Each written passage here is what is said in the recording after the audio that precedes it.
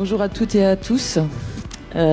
Séverine Morin, je suis directrice des études et de la prospective du Centre national de la musique.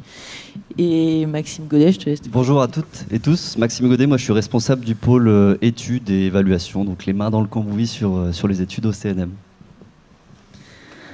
Alors aujourd'hui, nous allons vous présenter rapidement ce que nous envisageons de mener, ce que nous avons déjà commencé à travailler sur la question de la place des femmes dans les dispositifs d'études et d'observation du CNM et comment on compte travailler, bien entendu, avec l'ensemble des acteurs de la filière sur cette question, puisque notre objectif, en complémentarité, bien entendu, avec l'Observatoire de l'égalité femmes-hommes dans la culture, dont parlait Agnès Salle tout à l'heure, c'est de, en quelque sorte, faire plateforme et aider à ce que l'ensemble de la filière musicale puisse être en capacité de suivre au mieux l'évolution de la place des femmes dans toutes ses composantes au sein de la filière musicale et des variétés.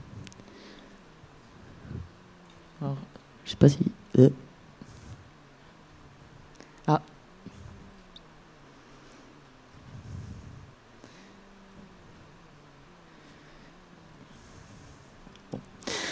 Donc, le CNM s'est engagé à intégrer dès 2021 la question de la place des femmes dans l'ensemble des dispositifs d'observation qu'il développe donc avec un double objectif, mettre à disposition les études et les résultats des observatoires afin de sensibiliser et de permettre à l'ensemble de la filière de se piloter, en complémentarité bien entendu de tout ce qui peut être fait, comme l'évoquait Franck tout à l'heure, pour que chacun suive au sein de sa propre structure comment il met en œuvre les actions visant à améliorer la place des femmes et à viser à la parité, bien entendu, mais de donner donc une image plus globale de l'ensemble de ces initiatives, sans bien entendu rentrer dans la granularité propre à chaque structure et à ce qu'elle fait elle-même.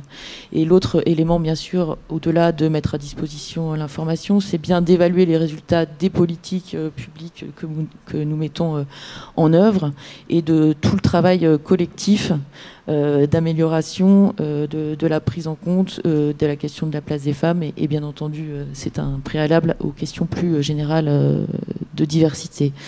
Donc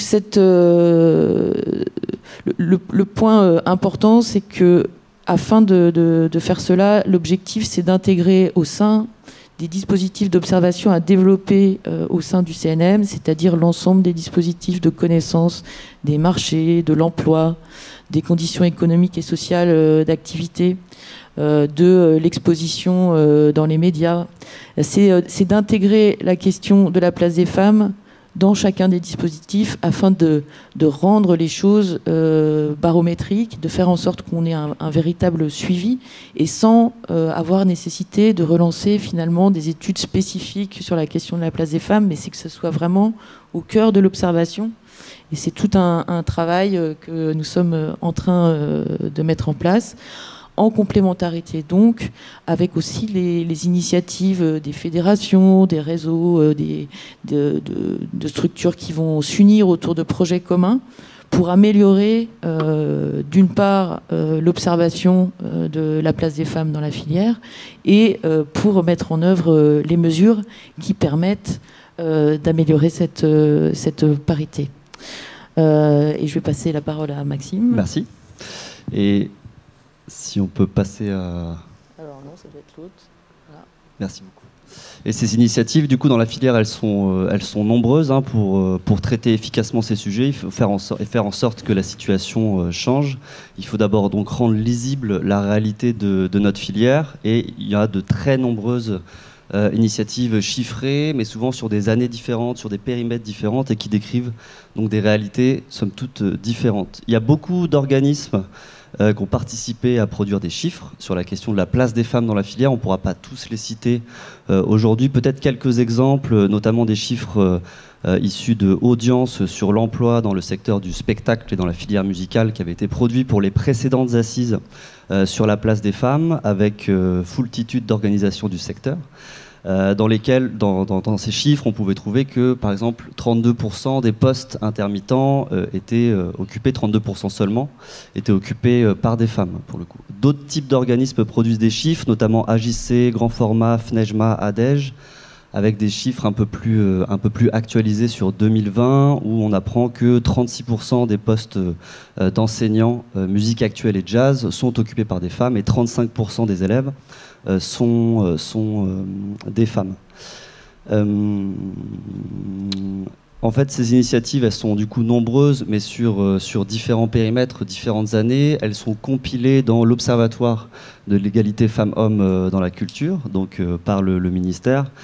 Dans ces mêmes publications, du coup, on apprend que 3% des compositrices et 10% des directions musicales dans la programmation des opéras 2020-2021, donc sont assurées par des femmes. Et donc, il y a une nécessité d'agréger, on va dire, ces différentes données, de trouver un dispositif qui soit pérenne et d'avoir une approche un peu plus globale sur ce sujet. C'est d'autant plus important qu'avec la multiplication d'initiatives, de programmes de mentorat, de prise de parole ces dernières années, il faut voir comment est-ce que ça évolue. Là, depuis, je vous citais des chiffres audience qui datent de 2017 tout à l'heure. Dans ces chiffres, en fait, on notait qu'en 15 ans, il y avait une tendance de fond et que la place des femmes n'avait pas sensiblement évolué pour le coup. Mais ça va être intéressant sur 18, 19, 2020 et dans les prochaines années de voir comment ça évolue. Alors côté CNM, il y a eu aussi des tentatives du coup pour renseigner, chiffrer, rendre lisible la place des femmes dans la filière. On a publié début 2021 une étude exploratoire, on va le dire, puisque sur un panel de 100 festivals. Début 2021, une étude sur la place des femmes dans les programmations, sur un échantillon de festivals emblématiques, pour des données 2019, où on apprend sur, par exemple, la partie festival musique actuelle, donc 90 festivals de l'échantillon. Sur la totalité des groupes qui sont programmés, on a uniquement 5% de groupes qui sont majoritairement féminins, quand on vient qualifier le lead. Et du côté des artistes, on a 5416 musiciens et seulement 14% de femmes parmi ces musiciens et musiciennes. Cette étude-là, exploratoire, elle a soulevé quelques questions de méthodologie, on en parlait juste avant. En fait, si récupérer les programmations de ces événements, c'est une démarche qui est relativement simple, entre guillemets, la qualification des identités artistiques, à savoir si c'est femmes, hommes, ou mixte niveau du lead, c'est un peu plus ardu, surtout pour des formations musicales qui seraient peu connues encore. Donc il faut, ça nous a montré, ça a confirmé en tout cas la nécessité d'avoir un dispositif un peu plus robuste, un peu plus pérenne pour rendre compte de la place des femmes du coup dans la filière, et c'est ce qu'on va essayer de montrer aujourd'hui.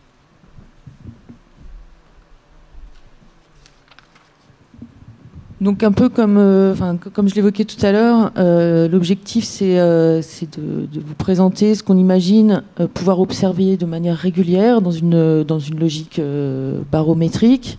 D'autres questions auxquelles on souhaite répondre, c'est comment faciliter la récolte des données, donc bien entendu en mobilisant l'information déjà disponible par ailleurs, notamment dans cette vision barométrique, afin de pouvoir d'une part compléter et mettre en synergie les initiatives que chacun peut mener et d'estimer ensemble quelles sont les zones d'ombre qui nécessitent qu'on conduise des études ad hoc ou qu'on imagine de nouveaux systèmes d'observation complémentaires.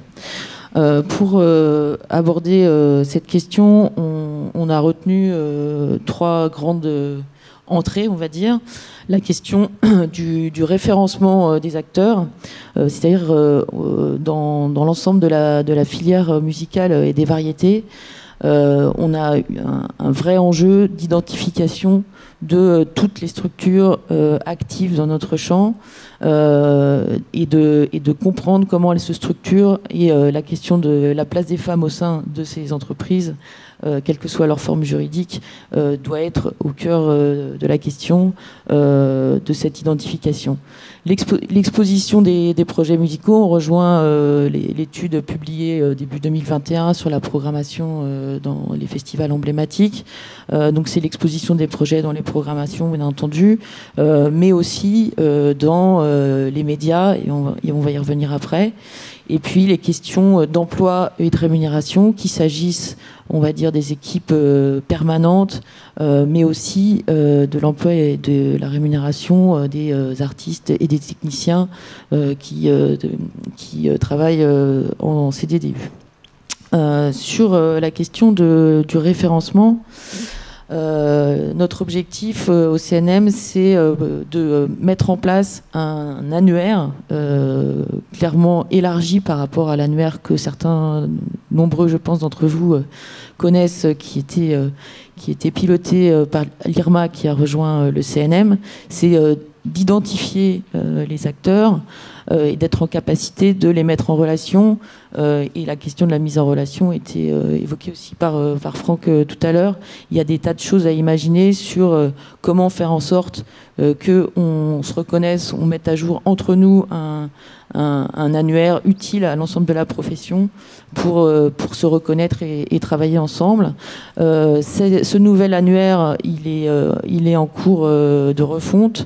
Et il va s'agréger avec le nouveau dispositif d'inscription au CNM qui va remplacer, pour ceux qui le connaissaient, le mécanisme d'affiliation au CNV, c'est-à-dire d'être en capacité de centraliser un certain nombre d'informations qu'on va tâcher de ne pas être trop nombreuses pour pas alourdir l'inscription, bien entendu, au CNM, mais de faire en sorte qu'on mette à jour ensemble aussi, grâce à l'inscription au CNM, les informations sur la filière, et y compris la question de la place des femmes dans les entreprises.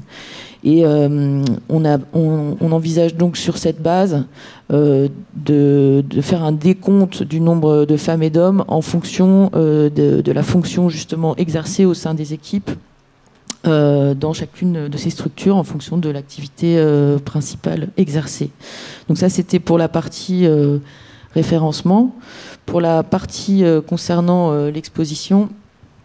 Donc on a donc la partie précédente sur les entreprises de la filière. Ici, on est sur l'exposition des projets artistiques. On a 3 approches complémentaires qu'ils ont présentées là. La première d'entre elles, c'est la qualification des leads hommes-femmes mixtes dans les projets artistiques produits et diffusés, plutôt partie musique enregistrée pour le coup.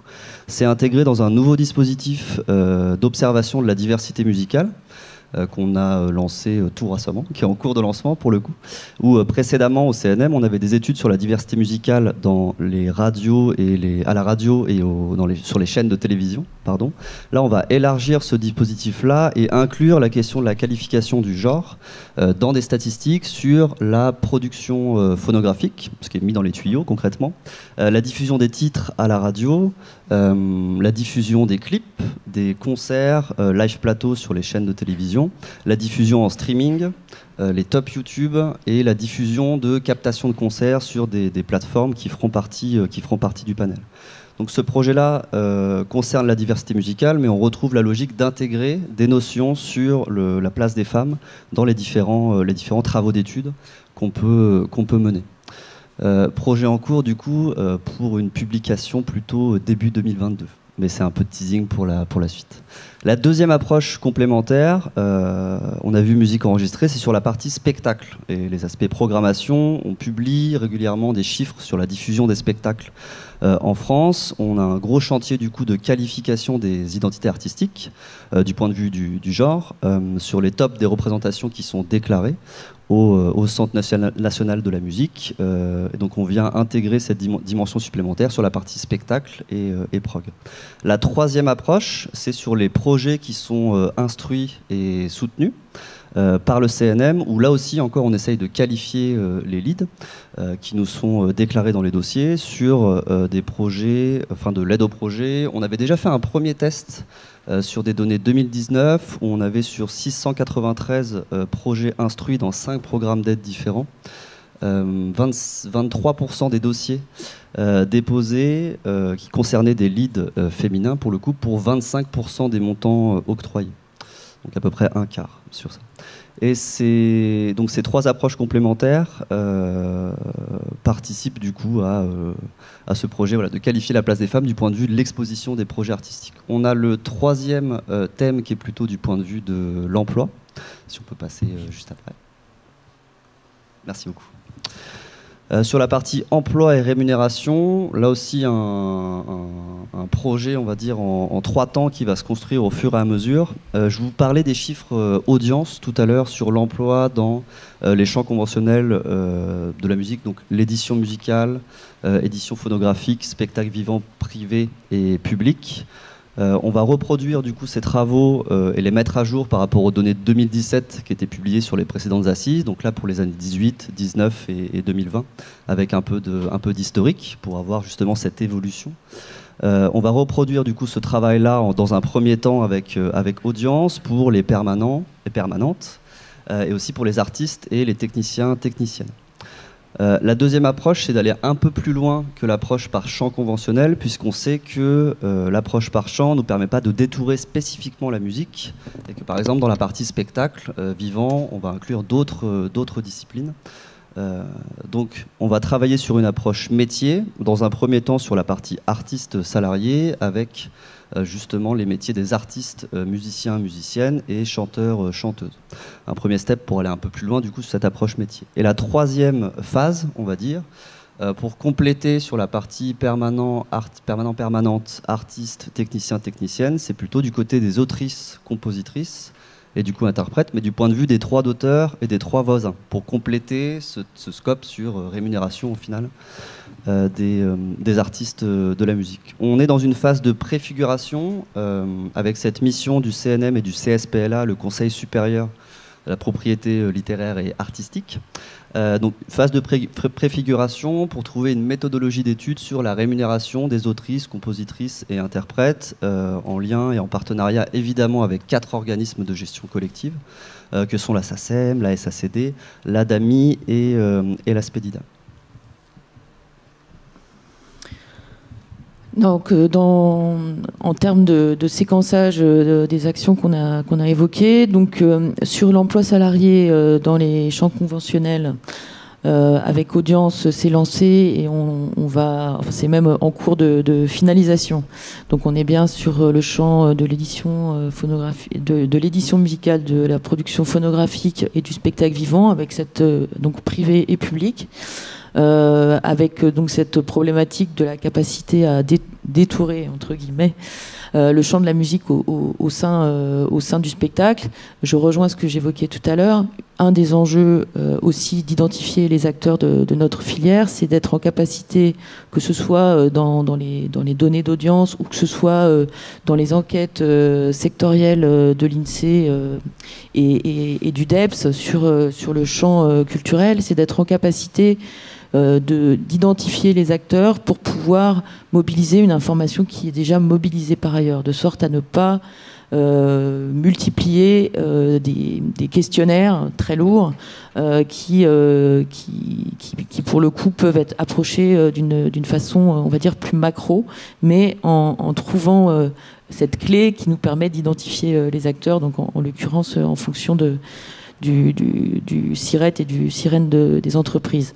Sur l'emploi des artistes de la musique et du chant, ça va être lancé dans la suite. Donc on pense qu'on aura le travail avec audience nous permettra de partager avec les professionnels dès l'automne pour justement travailler à l'approfondissement de ces deux approches complémentaires par les employeurs et par les artistes d'autre part.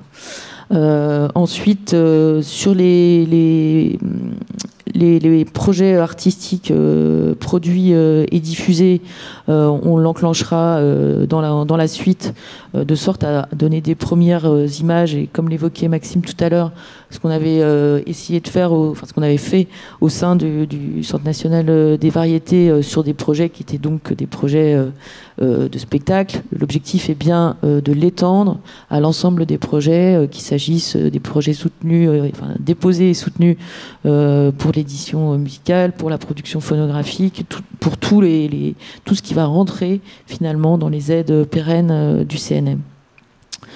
La mission de préfiguration avec le Conseil supérieur de la propriété littéraire et artistique va nous donner des enseignements sur la capacité de mobiliser d'autres informations qui existent par ailleurs, donc bien celles à la fois de la SACEM, de la SACD, de la DAMI et de la SPEDIDAM, pour travailler ensemble à donner une image, y compris donc globalement bien sûr de l'ensemble des droits d'auteur et droits voisins dans le champ musical, mais y compris donc bien sûr la question de la place des femmes au sein de ce travail d'observation.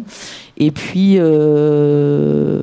en termes de nouvel annuaire, donc c'est en cours, on pense que l'exploitation pourra intervenir de sorte à donner une image plus globale de l'emploi, des postes occupés dans la filière, plutôt en 2022, une fois que l'inscription et l'annuaire auront été refondus.